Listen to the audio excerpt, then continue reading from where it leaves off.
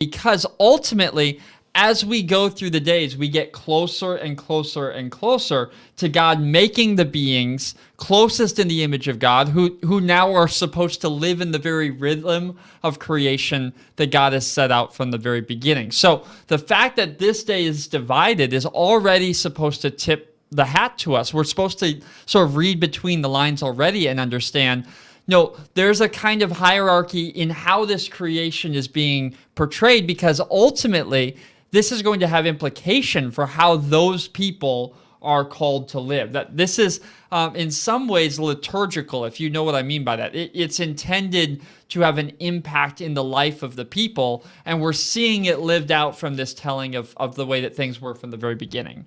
Yeah, and so I don't want to anticipate. Tomorrow we'll cover the rest of this chapter and we'll unpack the best we can the final act of creation. But I do want to say that as you read verse 25, it is worth noting that the world that human beings come into is pronounced by God to be good. The creation is finished with the exception of the last act, and God has proclaimed all of it good. And therefore, being good, it is ready to receive God's crowning creation as the story tells it, the man and the woman. And so it is important that we understand that in the story, that God is going to place people within the context of a world that God has judged good and has judged ready for them to occupy. Yeah, and the good there isn't just qualitatively good. It's good in God's intention, that God made the world so that it's possible for the world to do as God desires. There's a kind of, all of this talk of ordering and patterning and patterning,